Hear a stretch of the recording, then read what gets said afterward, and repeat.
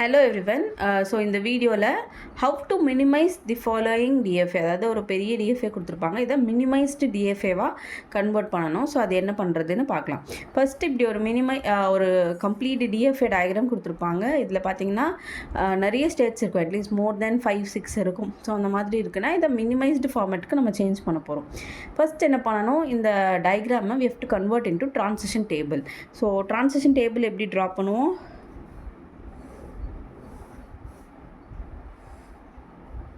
So என்னென்ன states இருக்கோ எல்லா ஸ்டேட்ஸும் ஃபஸ்ட்டு ஐடென்டிஃபை பண்ணிக்கணும். அப்புறம் எத்தனை இன்புட்ஸ் இருக்குது. ஸோ எத்தனை இன்புட்ஸ் இருக்குது இந்த டயக்ராம் டோட்டலாகவே 0 and 1ன்னு 2 இன்புட். ஸோ 0க்கு ஒரு காலம், 1க்கு ஒரு காலம். அண்ட் தென் எத்தனை நம்பர் ஆஃப் ஸ்டேட்ஸ் இருக்கோ அந்த ஸ்டேட்ஸ் எல்லாத்தையுமே இங்கே எழுதிக்கிறோம். Q0, Q1, Q2, Q3, Q4 and Q5. Okay. So Q0லேருந்து 0 இன்புட்க்கு எங்கே ட்ரான்சிஷன் போயிருக்கு? Q1க்கு போயிருக்கு. So Q1. அடுத்து Q0லேருந்து 1க்கு எங்கே ட்ரான்சிஷன் போயிருக்கு? To Q3. தென் Q1லேருந்து 0க்கு Q0. தென் Q1லேருந்து 1க்கு இட் இஸ் Q3 அகெயின். அடுத்து Q2லேருந்து 0க்கு எந்த ட்ரான்சிஷனுமே இல்லை. ஸோ இட் இஸ் நல்.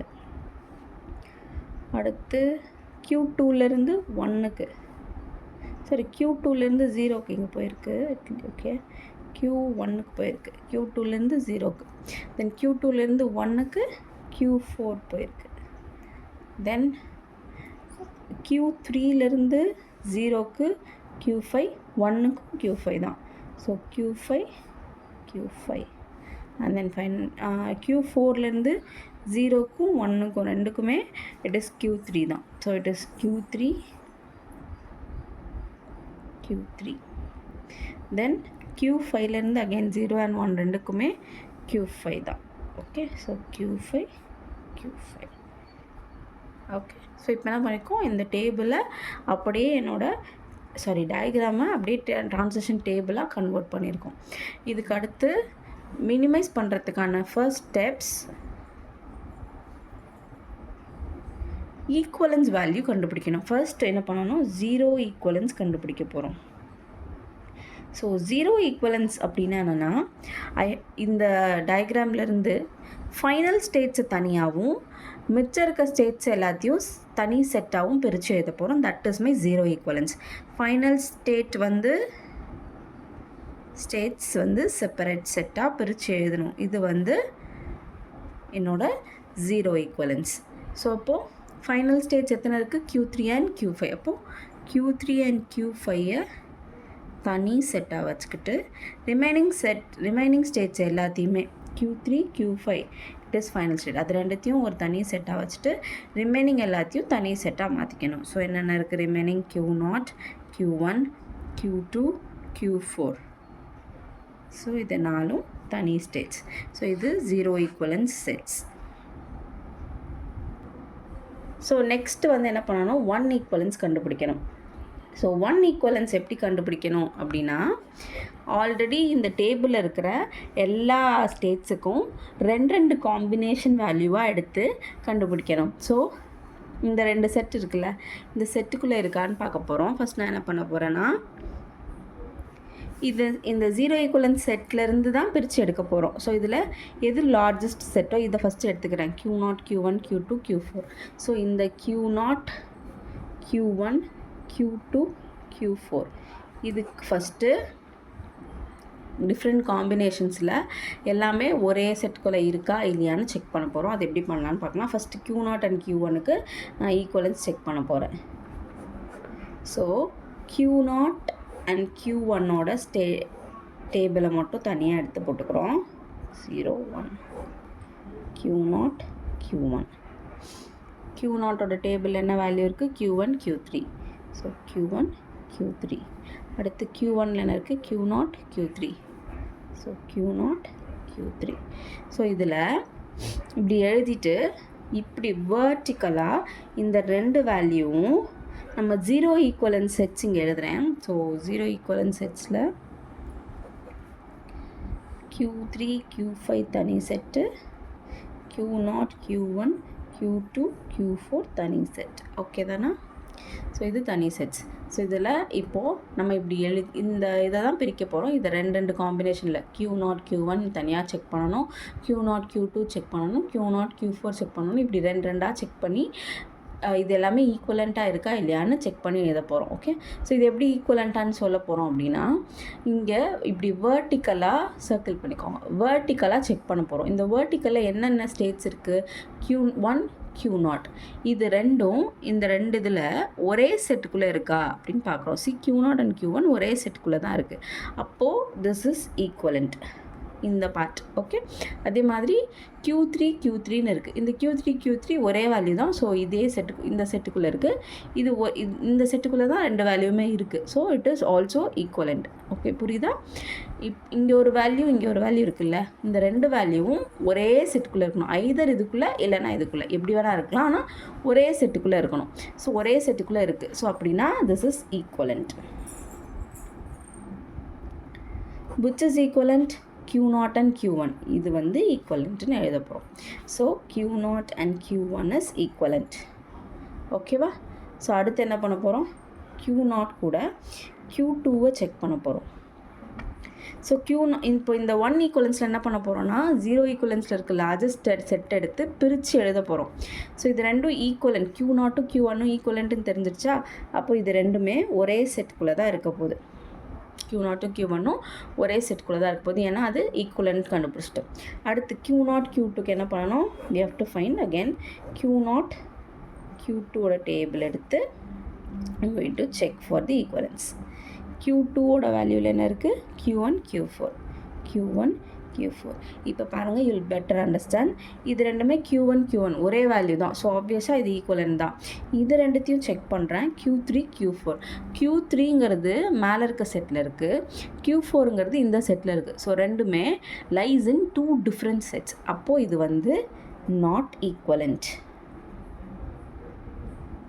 ஓகேவா? அப்போது இதில் ஏதாவது ஒன்று நாட் ஈக்குவலண்ட்டாக இருந்தாலும் this 2 are not equivalent. சரியா? அப்போ நாட் ஈக்குவலண்ட்னா இந்த Q0 இருக்க செட்டுக்குள்ளே இந்த Q2 வரக்கூடாது. அப்போ நான் என்ன பண்ணணும்? தனியாக நியூ செட்டாக மாற்றி Q2வை தனி செட்டாக போட்டுக்கணும். ஓகே, இது 1 ஈக்குவலன்ஸ்க்கு நம்ம இப்போ பிரித்து எழுதிட்டுருக்கோம். 1 ஈக்குவலன்ஸுக்கு பிரித்து எழுதிட்டுருக்கோம் இந்த செட்டை. ஓகே, அடுத்து இப்போ என்ன பண்ணணும்? Q0 Q1ஓட செக் பண்ணிட்டோம், Q0 Q2ஓட செக் பண்ணிட்டோம். அடுத்து Q0 Q4ஓட செக் பண்ணலாம். ஸோ Q0, Q4க்கு செக் பண்ணுறோம். ஸோ செக் பண்ணால்